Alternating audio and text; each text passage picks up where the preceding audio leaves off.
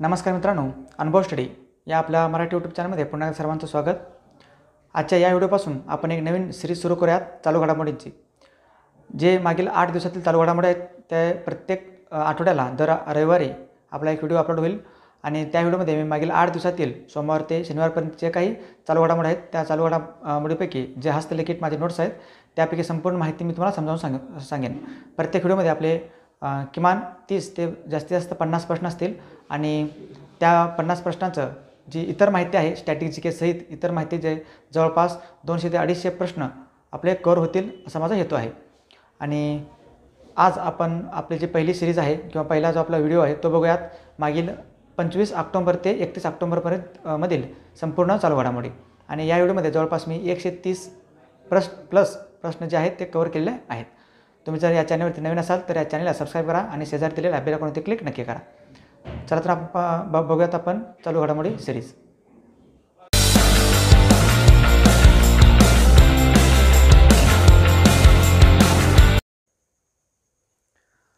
पंचवीस ते 31 ऑक्टोबर चालू घडामोडी. 25 ते 31 ऑक्टोबर 8 दिवसाची आपण चालू घडामोडी बघूयात.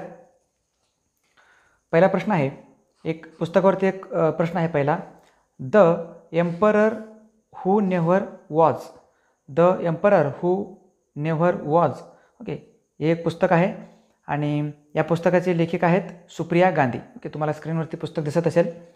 आणि हे जे पुस्तक आहे हे दारा शुकोह यांच्याविषयी आहे. ओके, दारा शुकोह एक राजा होऊन गेले. ओके, जे औरंगजेबाचा भाऊ होता. ओके, दारा शुकोह यांच्याविषयी माहिती या पुस्तकामध्ये मिळून जाईल. आणि मित्रांनो, आपल्या चॅनलवरती 2 व्हिडिओ मी अपलोड केला आहे, पार्ट 1 आणि पार्ट 2मध्ये. जेवढे पण चालू घडामोडी मागील 1 वर्षातील जे काही पुस्तकं आहेत बुक्स अँड ऑथर्स म्हणून 2 व्हिडिओ तुम्हाला मिळतील, ते देखील व्हिडिओ तुम्ही नक्की बघून घ्या. त्यानंतर आपला दुसरा प्रश्न आहे, न्यूझीलंडच्या पंतप्रधान म्हणून नवीन यांची निवड झालेली आहे. ते आहेत जेसिंडा आर्डन किंवा जेकिंडा आर्डन. आणि या सलग दुसऱ्यांदा न्यूझीलंडच्या पंतप्रधान झालेल्या आहेत. सर्वात पहिल्यांदा हे 2017मध्ये पंतप्रधान झालेल्या होत्या जेकिंडा आर्डन. न्यूझीलंडची राजधानी आहे वेलिंग्टन आणि हे ऑस्ट्रेलियाच्या पूर्व भागामध्ये येतं. ओके, न्यूझीलंड हा देश. आणि जेसिंडा आर्डन ज्या होत्या त्या लेबर पार्टीच्या होत्या. Liberal Labour Party. त्यानंतर तिसरा प्रश्न आहे आपला, आशिया power index 2020. Asia power index 2020मध्ये भारताचा क्रमांक 4थ्या स्थानावर आहे. भारत 4थ्या क्रमांकावरती आहे एशिया पॉवर इंडेक्स 2020मध्ये. ओके, आणि पहिल्या स्थानावर आहे अमेरिका, दुसरा चीन आणि तिसरा आहे जपान. आणि हे देतं कोण? एशिया पॉवर इंडेक्स 2020 सिडनीमधील लोव्ही संस्थेतर्फे दिलं जातं. आणि सिडनी कुठं आहे तर ऑस्ट्रेलियामध्ये आहे. सिडनी कुठं आहे? ऑस्ट्रेलिया. त्यानंतर पुढचा प्रश्न आहे, चौथा प्रश्न, भारतीय हवाई दलाच्या पहिल्या महिला अधिकारी कोण आहेत? भारतीय हवाई दलातील पहिली महिला अधिकारी आहे wing commander Vijayalakshmi Ramanan. Okay, हे खूप दिवसापूर्वी झालेल्या होत्या, 1972-70च्या दरम्यान झालेले आहेत, परंतु त्यांचं निधन झालेलं आहे. ओके, नुकतंच त्यांचं निधन झालं म्हणून हा प्रश्न मी या ठिकाणी आणलेला आहे. भारतीय हवाई दलाच्या पहिल्या महिला अधिकारी wing commander doctor Vijayalakshmi Ramanan. आणि सध्या भारतीय हवाई दलाचे प्रमुख कोण आहेत? RKS भदौरिया. RKS भदौरिया. आणि भारतीय हवाई दल दिन कधी साजरा केला होतो? इंडियन एअरफोर्स डे असतं 8 ऑक्टोबरला. 8 ऑक्टोबरला भारतीय एअरफोर्स डे असतं. 8 ऑक्टोबरला एअरफोर्स डे असतं. आणि आर्मी डे कधी असतं? आर्मी डे ज्याला आपण भूदल दिन म्हणतो हे असतं 15 जानेवारीला. आर्मी डे असतं 15 जानेवारीला. त्यानंतर नौदल दिन कधी असतो? नौदल दिन हे असतं 4 डिसेंबरला. हे 3 डेट महत्त्वाचे आहेत. आर्मी डे असतं 15 जानेवारी, एअरफोर्स डे असतं 8 ऑक्टोबर, नौदल दिन असतं 4 डिसेंबर.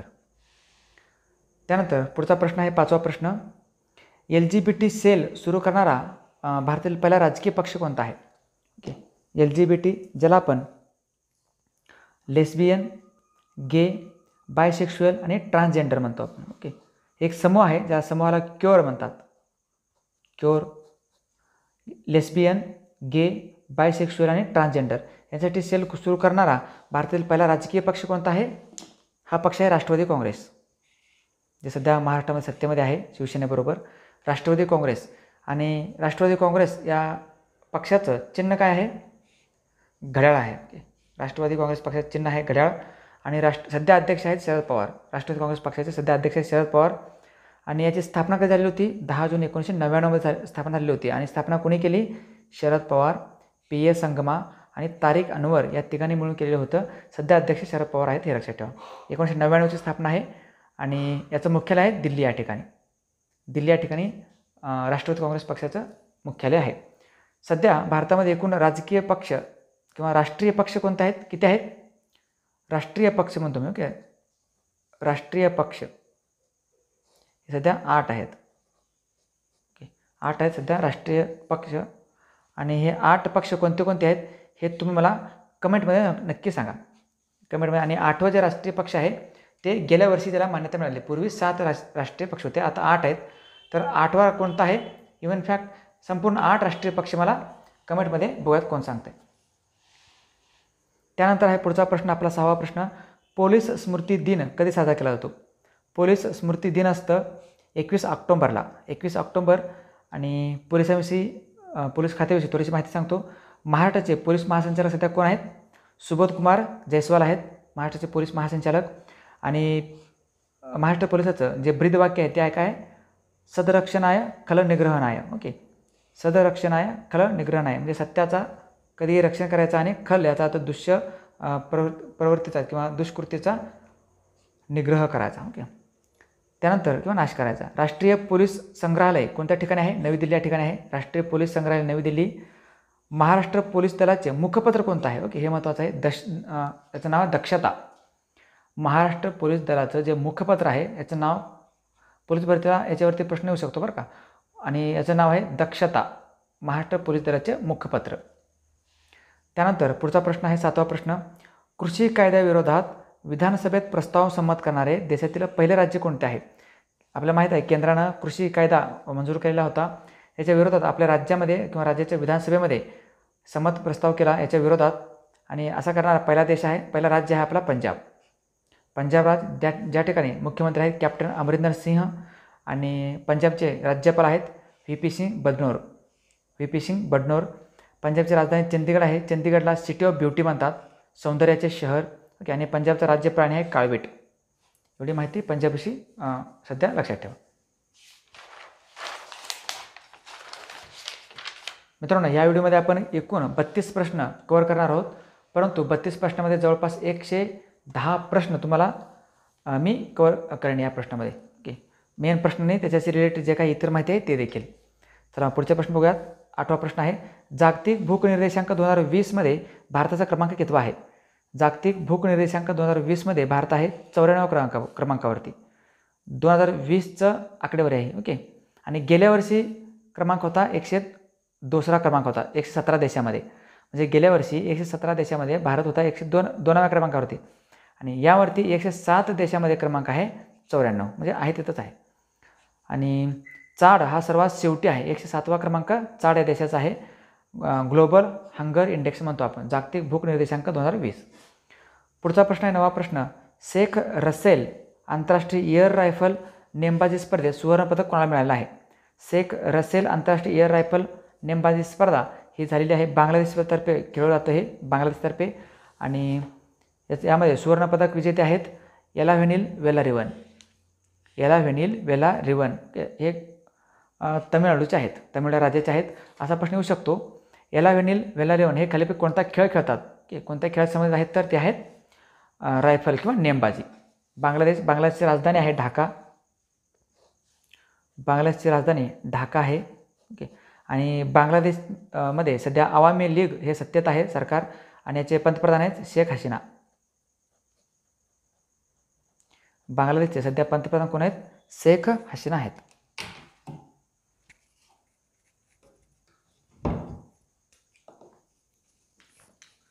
शेख हसीना येथील सध्या पंतप्रधान आहेत.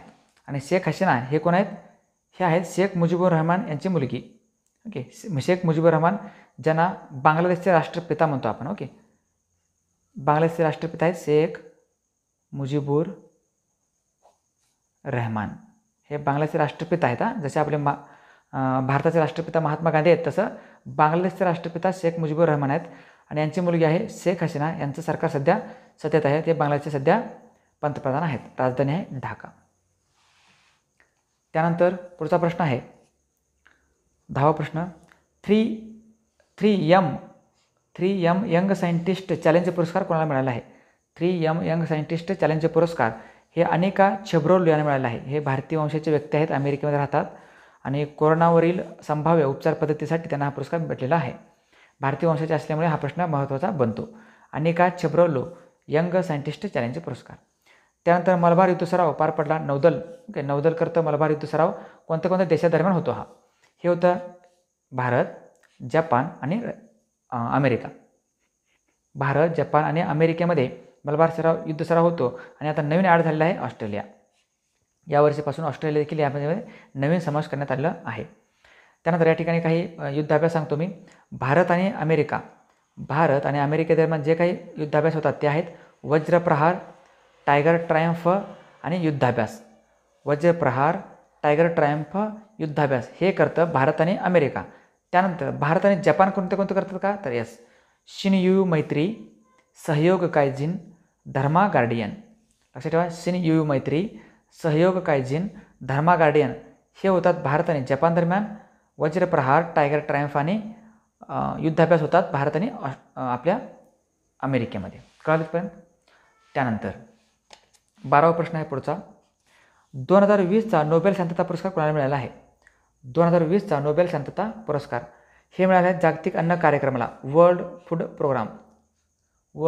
प्रोग्राम याला 2020चा शांततेचा नोबेल पुरस्कार. लक्षात ठेवा, हे खूप महत्त्वाचं आहे. युनायटेड नेशनची एक शाखा आहे वर्ल्ड फूड प्रोग्राम आणि याचं मुख्यालय कोणत्या ठिकाणी आहे? तर रोमला आहे. आणि 1961ला सुरू झाले होतं जागतिक अन्न कार्यक्रम.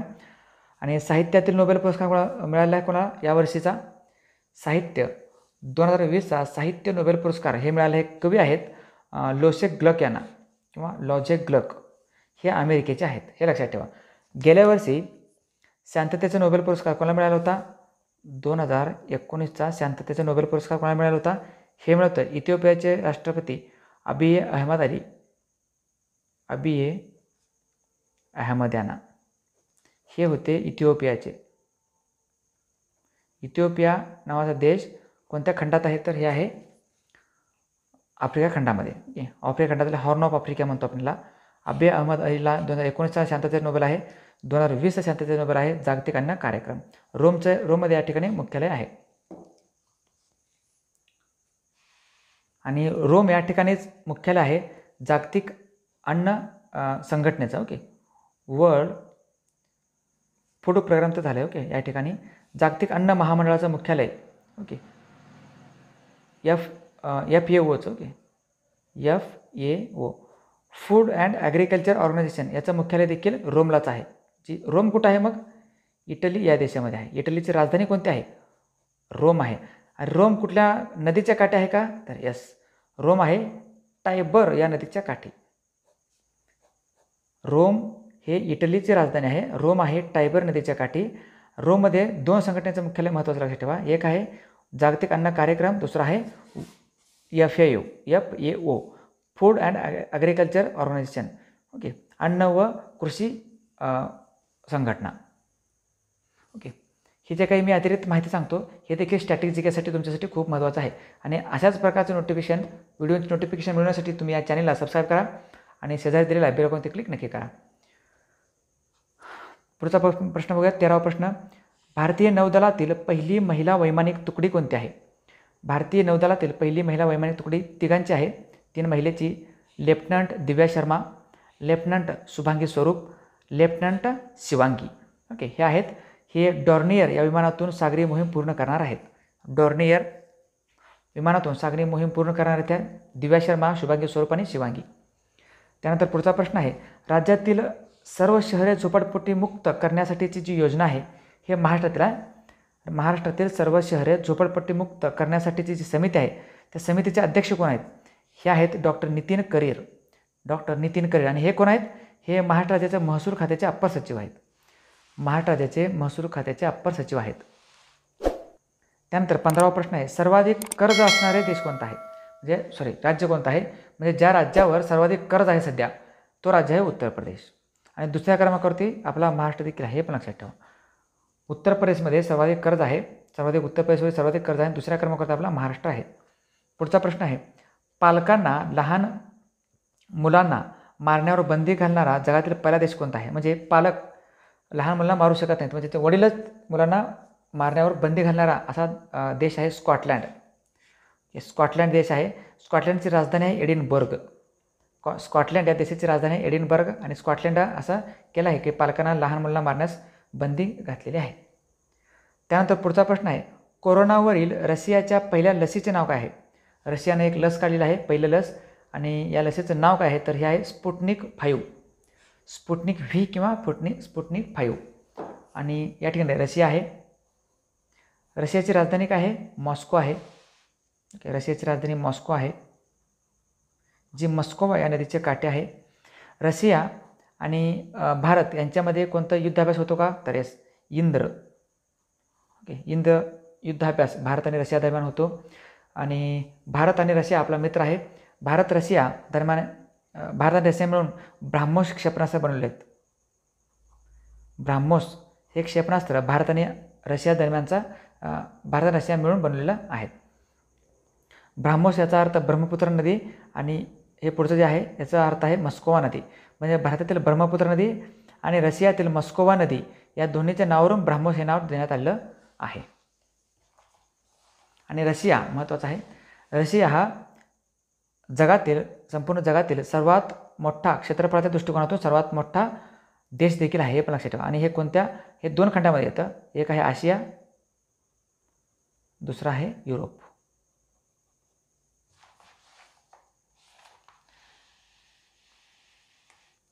त्यानंतर आहे 18वा प्रश्न, बंजारा समाजाचे धर्मगुरू डॉक्टर रामराव महाराज यांचे निधन झालं काही दिवसापूर्वी. डॉक्टर रामराव महाराज यांचं निधन झालं. बंजारा समाजाचे धर्मगुरू होते. ओके, आणि यांच्या श्रीनिगडीत आणखीन एक सांगतो, बंजारा समाजाची काशी म्हणतो आपण पोहरादेवी. ओके, बंजारा समाजाची काशी म्हणतो आपण याला, पोहरादेवीला. आणि या पोहरादेवी या ठिकाणी डॉक्टर रामराव महाराज यांचा अंत्यसंस्कार करण्यात आलेला आहे.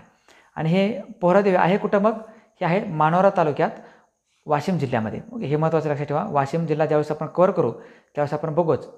आणि सर्व जिल्ह्यांची सिरीज आपण सुरू केलं आहे आणि तो देखील सिरीज तुम्ही बघू शकता. पोहरादेवी मानोरा तालुक्यात वाशिममध्ये आहे आणि या ठिकाणी रामराव महाराज यांचा अंत्यसंस्कार करण्यात आलं. पोहरादेवी या ठिकाणी संत सेवालाल महाराज यांची समाधी देखील आहे, संत सेवालाल महाराज. ओके, आणि बंजारा समाजाचे धर्मगुरू यांचं निधन झालं डॉक्टर रामराव महाराज. त्यानंतर 19वा प्रश्न बघूयात, युनेस्कोतर्फे घोषित भारतातील 12वा बायोस्फिअर रिझर्व्ह कोणता आहे? बायोस्फिअर रिझर्व्ह जैवसंवर्धन क्षेत्र कोणता आहे? युनेस्कोतर्फे घोषित 12वा. ओके, हे आहे पन्ना व्याघ्र प्रकल्प. पन्ना व्याघ्र प्रकल्प कुठे आहे? हे आहे मध्य प्रदेशमध्ये. मध्य प्रदेश पन्नास व्याघ्र प्रकल्पाला 12वा बायोस्फिअर रिझर्व्ह म्हणून घोषित करण्यात आलेलं आहे. पन्ना. ओके, पन्ना या ठिकाणी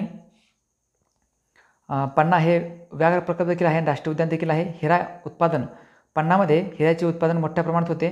ज्या ठिकाणी खान आहे मजगावा खान. आणि पहिलं बायोस्फिअर रिझर्व्ह कोणतं होतं का भारतातील? तर येस, पहिलं आहे निलगिरी बायोस्फिअर रिझर्व्ह कर्नाटक, केरळ आणि तमिळनाडूमध्ये विस्तारलेलं आहे. मग युनेस्कोचं मुख्यालय कोणत्या ठिकाणी आहे? फ्रान्सची राजधानी पॅरिस या ठिकाणी युनेस्कोचं मुख्यालय. Okay, United Nations Educational, Scientific and Cultural Organization. युनेस्कोचं लॉंग फॉर्म देखील खूप महत्त्वाचं आहे. United Nations Educational, Scientific and Cultural Organization. Okay, भारतामध्ये म्हणजे भारताने डिक्लेअर केलेले किती बायोस्फिअर रिझर्व्ह आहेत भारतामध्ये? तर हे आहेत 18. या 18पैकी 11 याला मान्यता दिलं आहे युनेस्कोनं. ओके, 11 भारतामध्ये बायोस्फिअर रिझर्व्ह आहेत. त्यापैकी युनेस्कोनं मान्यता दिलेले किती आहेत? तर 11 आहेत. आत्ता एक मिळालेला आहे पन्ना आणि ते झाले आता 12. ओके, सध्या 12 लक्षात ठेवा. त्यानंतर पुढचा प्रश्न आहे 20वा प्रश्न, भारतातील सर्वात मोठा BRTS कोणत्या ठिकाणी सुरू करण्यात आले आहे? ओके, BRTS याचा अर्थ आहे बस रॅपिड ट्रान्झिट सिस्टीम. ओके, आणि हे सुरू झालेलं आहे सुरतमध्ये.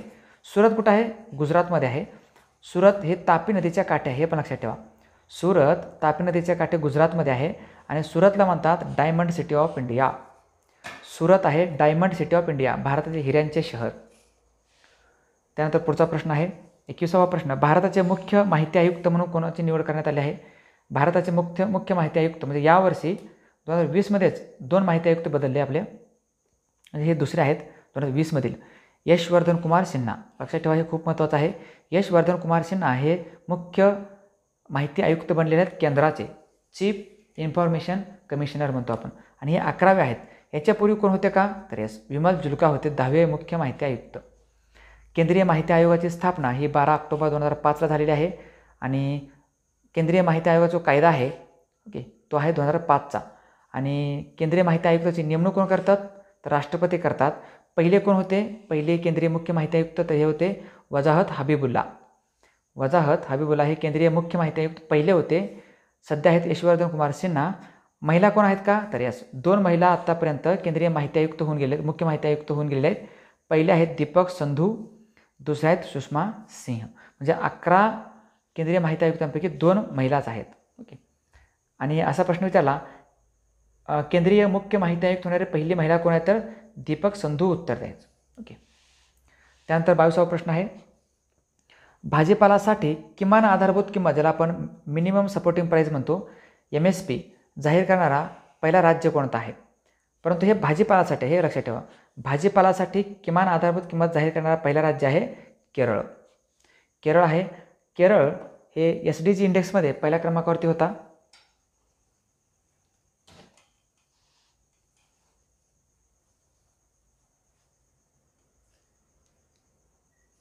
एक मिनिट. केरळ SDG इंडेक्समध्ये पहिल्या क्रमांकावरती आहे. भारतात सस्टेनेबल डेव्हलपमेंट गोलच्या इंडेक्समध्ये केरळ पहिल्या क्रमांकावरती आहे. केरळची राजधानी आहे तिरुवनंतपुरम. केरळची राजधानी तिरुवनंतपुरम आहे. केरळचे सध्या मुख्यमंत्री कोण आहेत, CM पिनरई विजयन. पिनरई विजयन हे केरळचे सध्या मुख्यमंत्री आहेत. आणि गव्हर्नर कोण आहेत, गव्हर्नर याचा अर्थ राज्यपाल कोण आहेत, हे आहेत आरिफ मोहम्मद खान. आरिफ मोहम्मद खान हे आहेत केरळचे राज्यपाल. ओके. केरळमध्ये सायलेंट व्हॅली राष्ट्रीय उद्यान आहे. त्यानंतर भरपूर राष्ट्रीय उद्यान आहेत केरळमध्ये. ओके. सायलेंट व्हॅली आहे. ओके. सायलेंट व्हॅली खूप महत्त्वाचं आहे केरळमधील राष्ट्रीय उद्यान. बाकीचे आहेत मी परत तुम्हाला सांगेन. ओके. त्यानंतर पुढचा प्रश्न आहे 23वा प्रश्न, राफेल विमान उडवणारी पहिली महिला कोण आहे. राफेल विमान उडवणारी पहिली महिला आहे शिवांगी सिंह. शिवांगी सिंग ही जी वाराणसीची आहे, हे लक्षात ठेवा. मग याच्यापूर्वी आपण जी महिलांची तुकडी होती ओके नौदलामधील, त्याच्यामध्ये पण एक शिवांगी आहे, ती बिहारची आहे. शिवांगी सिंग ही वाराणसीची आहे उत्तर प्रदेशमधील. आणि ही राफेल विमान उडवणारी पहिली महिला आहे. आणि राफेल बनवणारी जी कंपनी आहे ती डसॉल्ट कंपनी आहे, जी फ्रान्सची कंपनी आहे. फ्रान्सची कंपनी डसॉल्ट ही राफेल विमानं बनवणारी कंपनी आहे. की फ्रान्सची राजधानी पॅरिस आहे, हे लक्षात ठेवा. त्यानंतर पुढचा प्रश्न आहे, भारतातील पहिला इलेक्ट्रिक व्हेकल पार्क कोणता आहे. भारतातील पहिला इलेक्ट्रिक व्हेकल पार्क कोणत्या राज्यामध्ये सुरू करण्यात आला आहे, तर ते आहे तमिळनाडू. कोणत्या राज्याने सुरू करणार आहे, तमिळनाडू. तमिळनाडूचे मुख्यमंत्री आहेत एडापल्ली के पलानीस्वामी. आणि गव्हर्नर म्हणजे राज्यपाल आहेत बनवारीलाल पुरोहित. तमिळनाडूची राजधानी चेन्नई आहे. आणि तमिळनाडूमध्ये सत्यमंगलम व्याघ्र प्रकल्प खूप प्रसिद्ध आहे, ज्याला सर्वोत्कृष्ट व्याघ्र प्रकल्प म्हणून देखील प्रोजेक्ट टायगरच्या अंतर्गत गौरवण्यात आलेला आहे. सत्यमंगलम व्याघ्र प्रकल्प सर्वोत्कृष्ट सत्यमंगलम आहे की व्याघ्र प्रकल्पामध्ये. आणि तमिळनाडूमध्ये राष्ट्रीय उद्यान आहेत मुकुर्ती, मनामदुलाई, त्यानंतर गिंडी आहे, त्यानंतर गल्फ ऑफ मन्नार म्हणजे मन्नारच्या आखात गिंडी, त्यानंतर मधुमलाई आणि मुकुर्ती हे सर्व राष्ट्रीय उद्यान या तमिळनाडूमध्ये आहेत. त्यानंतर आहे 25वा प्रश्न, सोप ज्याला आपण बडीशेप म्हणतो ओके, बडीशेपसाठी भारतातील पहिला सेंद्रिय बीज पार्क कोणत्या ठिकाणी उभारण्यात आलेला आहे. जेवढे पण पहिले प्रश्न आहेत ना, पहिले घटना हे खूप महत्त्वाचे आहेत. पेपरला दरवर्षी याच्यावरती प्रश्न आलेला आहे. गेल्या 2 वर्षामध्ये जवळपास 2 ते 3 प्रश्न या पहिल्या घटनावरती आलेल्या आहेत कंबाईन PSIसाठी. ओके. आणि पोलीस भरतीसाठी तर महत्त्वाचे आहेतच. आणि बडीशेपसाठी भारतातील पहिला सेंद्रिय बीज पार्क हे बनवण्यात आले आहे बनासकांठा या ठिकाणी. आणि बनासकांठा जिल्हा कोणत्या ठिकाणी आहे, तर हे आहे गुजरात राज्यामध्ये. गुजरात राज्यामध्ये आणखीन एक ठिकाण आहे पाटण. पाटण नावाचा जिल्हा आहे, तुम्हाला माहीत आहे, ज्या ठिकाणी राणी की बाव आहे. पाटणमध्ये काय आहे? राणी की बाव किंवा वाव. ओके, जे 100 रुपयाच्या नोटेवरती आहे बघा, चेक करा तुम्ही. ओके, 100 रुपयाच्या नोटेच्या पाठीमागे हे याचं चिन्ह आहे. जागतिक वारसा स्थळामध्ये याची नोंद देखील आहे. हे कुठं येतं तर पाटण जिल्ह्यामध्ये येतं, गुजरातमध्ये. पाटण जिल्ह्यामध्ये काय बनलं आहे का तर यामध्ये पाटण जिल्ह्यामध्ये जिऱ्यांसाठी पहिला सेंद्रिय पार्क बनलेला आहे. कळतं का? जिऱ्यांसाठी पहिले सेंद्रिय बीज पार्क पाटणमध्ये आहे. बडीशोपसाठी पहिला सेंद्रिय पार्क आहे बनासकांठा या जिल्ह्यामध्ये. क्लिअर?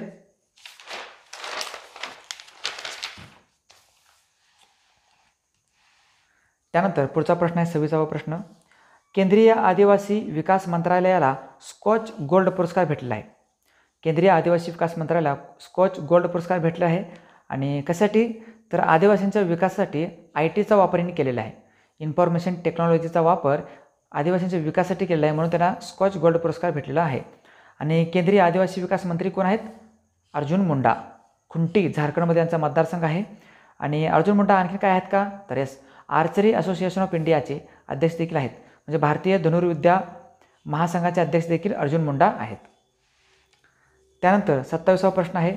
भारतातील 39वे रामसर स्थळ कोणते आहे? मित्रांनो, या ठिकाणी आणखी सांगतो, जेवढे आपले केंद्रीय मंत्रिमंडळ आहे याच्यावरती पोलीस भरतीला नक्कीच प्रश्न ठरलेला असतो. आपल्या चॅनलवरती केंद्रीय मंत्रिमंडळ ओके याच्यावरती एक व्हिडिओ आहे, तो देखील व्हिडिओ तुम्ही नक्कीच बघू शकता. त्यानंतर भारतातील 39वे रामसर स्थळ ओके 39वे रामसर स्थळ कोणते आहे तर हे आहे कंवर सरोवर किंवा कंवर झील म्हणतात. ओके, किंवा कंवर ताल देखील म्हणू आपण याला. आणि याला आणखीन एक नाव आहे, कबर ताल देखील म्हणतात त्याला. आणि हे कुठं आहे तर हे बिहारमध्ये, हे लक्षात ठेवा. म्हणजे भारतामध्ये 39वे रामसर स्थळ कंवर ताल आहे बिहारमध्ये. याच्यापूर्वी किती रामसर स्थळ होते? 38 होते. आणि 38वे रामसर स्थळ कुठलं होतं? आसन, जे उत्तराखंडमध्ये आहे. उत्तराखंडमध्ये 38वे रामसर स्थळ आहे.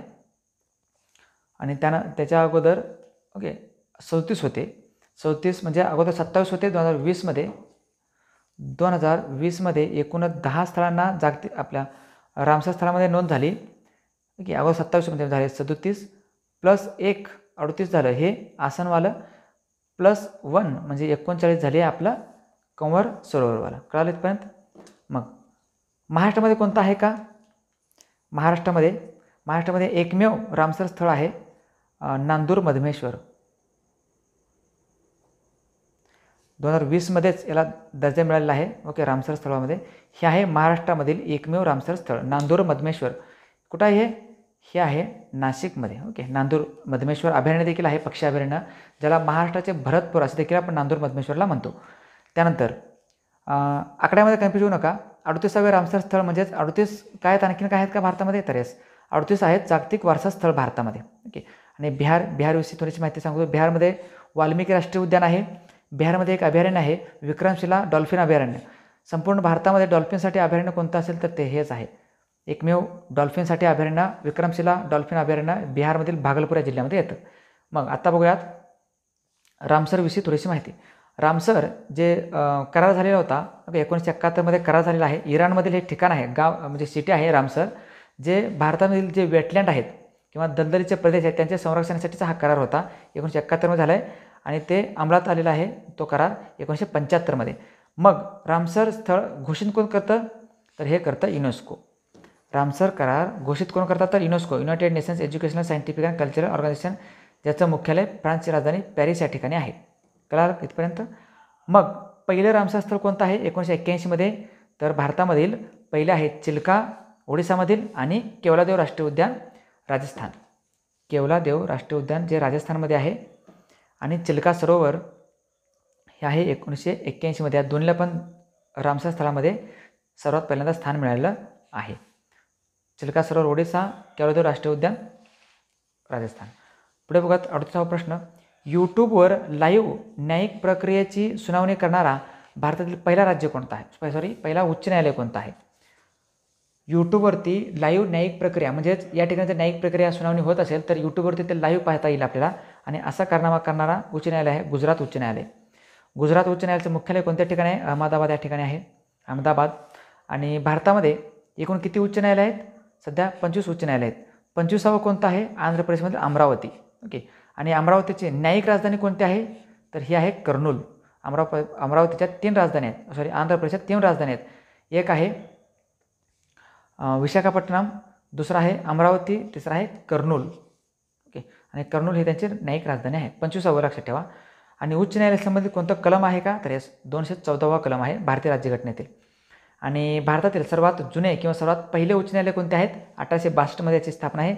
सर्वात पहिलं उच्च न्यायालय आहे कलकत्ता, त्यानंतर मुंबई, त्यानंतर मद्रास. हे 3 उच्च न्यायालयाची स्थापना 1962मध्ये झालेली होती. त्यानंतर पुढचा प्रश्न 29वा प्रश्न, भारत व अमेरिकामध्ये बेको करार झालेला आहे. भारत व अमेरिका दरम्यान बेको करार. बेको काय आहे, basic exchange and cooperation agreement. Basic exchange and cooperation agreement हा करार झालेला आहे. यापूर्वी भारत आणि अमेरिका दरम्यान लिमॉ करार झालेला आहे आणि कोमकास करार झालेला आहे. लिमॉ आणि कोमकास आणि आता बेको. आणि भारत आणि अमेरिका दरम्यानचा हे करार आहेत, लक्षात ठेवा. अमेरिकेची राजधानी वॉशिंग्टन DC आहे. आणि अमेरिकेत सध्या ओके निवडणुका झाल्या कालच 3 नोव्हेंबरला. बघूयात आता रिझल्ट. ओके, सध्या अध्यक्ष आहेत डोनाल्ड ट्रम्प. त्यानंतर पुढचा प्रश्न आहे, फोर्ब्सनुसार जगातील सर्वाधिक किंवा सर्वोत्कृष्ट रोजगार देणारी कंपनी कोणती आहे. फोर्ब्सच्या कंपनीनुसार सर्वोत्कृष्ट जगामध्ये रोजगार देणारी कंपनी कोणती आहे, तर ती आहे सॅमसंग कंपनी. कोणत्या देशाची आहे ही, दक्षिण कोरिया. ओके, दक्षिण कोरियाची सॅमसंग कंपनी आहे. आणि भारतामध्ये कोणती कंपनी आहे सर्वोत्कृष्ट रोजगार देण्यामध्ये, तर ही आहे HCL कंपनी. याची मालकीण आहे रोशनी नदार किंवा नाडर. त्यानंतर पुढचा प्रश्न बघूयात 31वा प्रश्न, बन्नी महोत्सव कोणत्या राज्यामध्ये साजरा केला जातो. बन्नी महोत्सव हे केलं जातं आंध्र प्रदेशमध्ये. ओके, आंध्र प्रदेशची राजधानी वैधानिक राजधानी आहे अमरावती, कार्यकारी राजधानी आहे विशाखापट्टणम, कर्नूल राजधानी आहे न्यायिक. ओके, म्हणजे हे 3 राजधानी असणारा आंध्र प्रदेश एकमेव राज्य आहे सध्या. आंध्र प्रदेशचे मुख्यमंत्री आहेत YSR जगनमोहन रेड्डी आणि राज्यपाल आहेत विश्वभूषण हरिचंदन. आंध्र प्रदेशमध्ये कोलेरू आणि पुलिकत हे 2 सरोवर देखील आहेत, कोलेरू आणि पुलिकत. त्यानंतर पुढचा प्रश्न आहे आजचा आपला शेवटचा प्रश्न 32वा प्रश्न, पंतप्रधान ग्राम सडक योजनेच्या अंमलबजावणीत प्रथम क्रमांकाचे राज्य कोणते आहे. म्हणजे एक योजना होती 25 डिसेंबर 2020 सुरू झालेली होती. ओके, 25 डिसेंबर 2000ला. आणि 25 डिसेंबर 2000 म्हणजे कोणाचं सरकार आहे, BJP सरकार आहे. पंतप्रधान होते त्यावेळेस अटल बिहारी वाजपेयी यांनी सुरू केलेली योजना आहे पंतप्रधान ग्राम सडक योजना. ही योजना अंमलबजावणीमध्ये प्रथम क्रमांकाचं राज्य कोणतं आहे, तर हे आहे राज्य किंवा केंद्रशासित प्रदेश. यामध्ये आहे जम्मू काश्मीर पहिला आहे. आणि जिल्हा कोणता आहे विचारलं तर हे आहे हिमाचल प्रदेशमधील मंडी. हे पंतप्रधान ग्राम सडक योजनेच्या अंमलबजावणीमध्ये प्रथम क्रमांकाचा जिल्हा आहे मंडी, राज्य आहे जम्मू काश्मीर आणि दुसऱ्या क्रमांकावरती आहे राज्य हिमाचल प्रदेश. आणि अटल बिहारी वाजपेयी यांची जयंती कधी असते, तर ही असते 25 डिसेंबरला. म्हणून आपण 25 डिसेंबर काय म्हणून साजरा करतो, सुशासन दिवस, गुड गव्हर्नन्स डे असतं. कधी, 25 डिसेंबरला. ओके,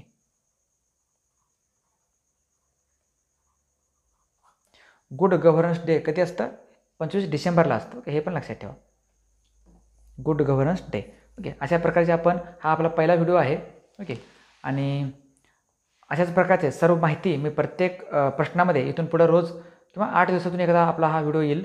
प्रत्येक 8 दिवसातून काही प्रश्न मी आपल्या समोर जे 8 दिवसामध्ये झालेले होते किंवा झालेले असतात चालू घडामोडीवरती एक व्हिडिओ घेऊन येईन. हा व्हिडिओ तुम्हाला कसा वाटला हे तुम्ही मला कमेंट करून नक्की सांगा. हा जर व्हिडिओ तुम्हाला युजफुल किंवा महत्त्वाचं वाटत असेल तर या व्हिडिओला लाईक करा, तुमच्या मित्रांमध्ये शेअर करा. आणि या चॅनलवरती तुम्ही जर नवीन असाल तर या चॅनलला सबस्क्राईब करा आणि शेजारी दिलेल्या बेल आयकॉनवरती क्लिक नक्की करा. चला तर मग पुढे भेटूयात आपण पुढच्या एका नवीन व्हिडिओमध्ये. तोपर्यंत धन्यवाद आणि पाहत राहा अनुभव स्टडी मराठी.